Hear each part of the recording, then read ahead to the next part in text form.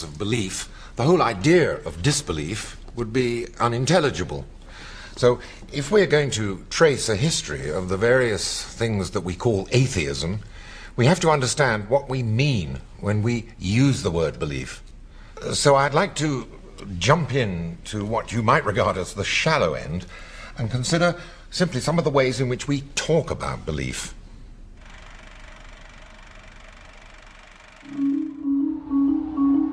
To find out more about that, I talked to the English philosopher Colin McGinn at his home in New York.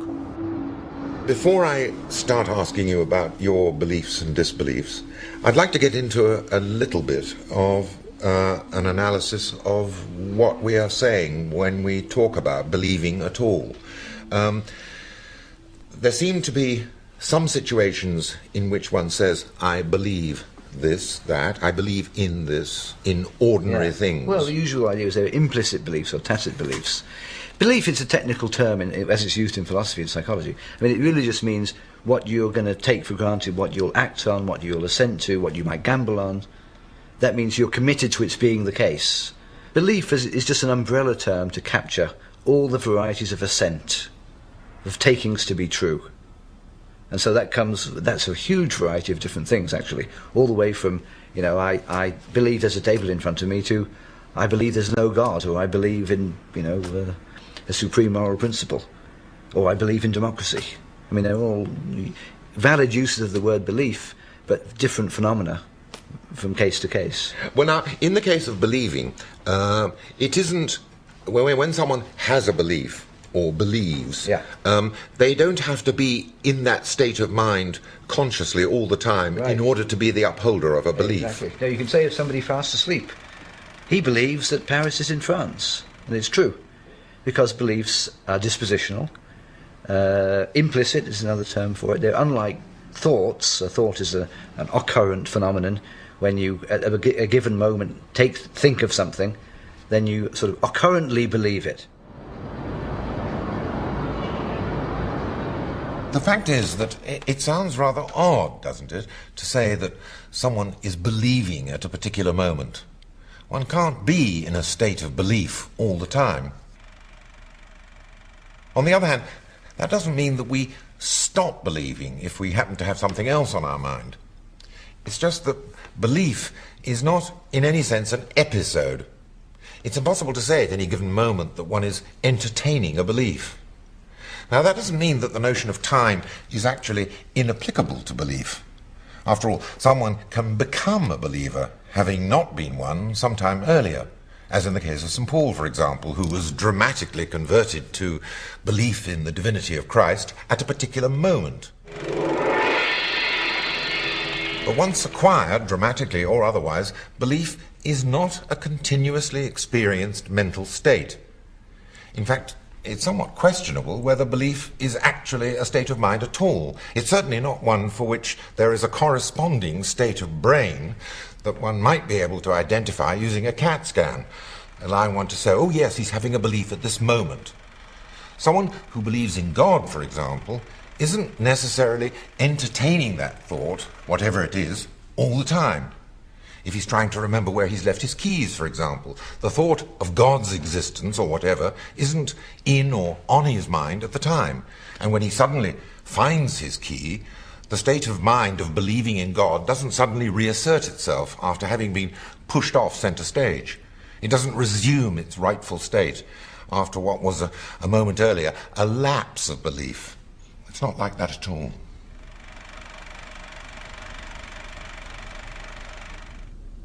Now, what I've said about belief is also true of knowledge. I know the alphabet. I know my multiplication tables. In fact, I know a large number of things without being explicitly conscious of any of them at any particular moment. But although belief resembles knowledge, there's a very important difference between the two. In the case of belief, you can say that someone believes X and that he was wrong. But it sounds rather odd to say that someone knows X and is wrong. It's part of the definition of knowing something that it is the case. whereas believing something to be the case is a state of mind about which you could be proved to be wrong. Well, my beliefs, religious or otherwise, represent dispositions rather than a particular state of mind which I might or might not experience at a particular moment.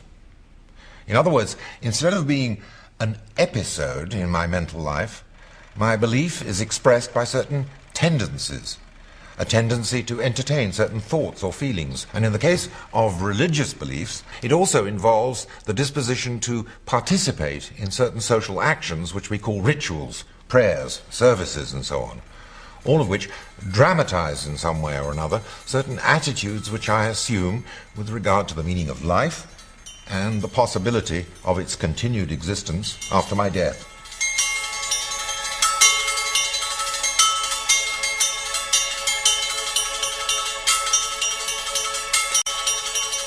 In one way or another, these rituals imply the existence of things or entities which I cannot know, in whose existence I must simply believe.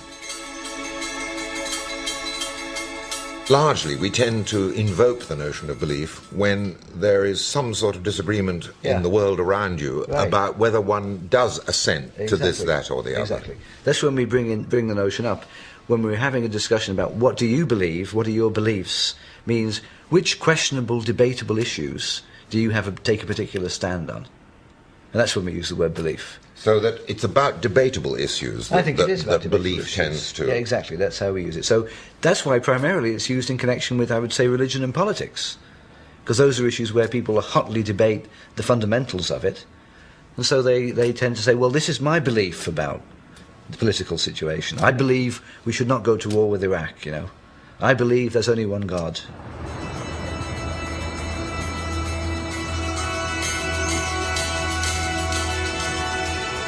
Now, I'm sure that Colin McGinn would agree with me that it's important to recognize the different implications which the notion of belief has in the case of religion on the one hand and politics on the other.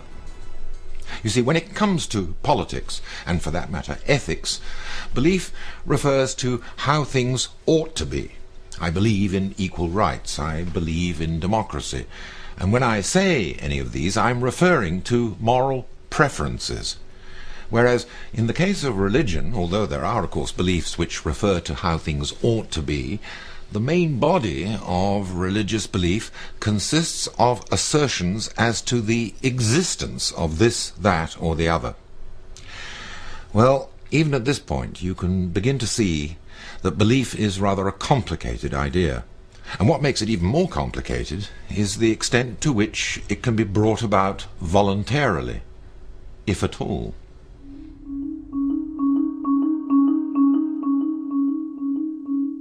And yet the states of mind associated with belief can seem so enviable that you might conceivably wish to believe.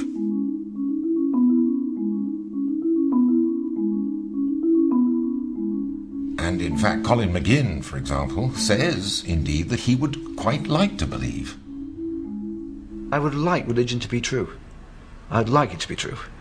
Because I'd like there to be immortality. I'd like there to be rewards for those who've been virtuous and punishments for those who've not been virtuous, especially the punishments would be good. You know, there's no justice in this world, and it would be good if there was some cosmic force that distributed justice in the proper way that it should be. And it still is, to me, a constant source of irritation and pain that wicked people prosper and virtuous people don't. But he doesn't believe. So you feel disappointed, and you feel, you know, the fact that death is death and that's the end of you is most people find difficult to take. So it would be nice if those things were there, but I just don't believe they're there anymore. So what's the problem? Or, to put it another way, is there anything that Colin could do to convince himself that he was, after all, immortal and that he would, in some way or other, survive his own death? Well, the fact is that those who do believe in such things often encourage those who don't to make some sort of effort. It's a question, they say, of making a leap of faith. Well, the problem is that it's quite hard to imagine the sort of exercises that one would have to undertake in order to make such a leap, if indeed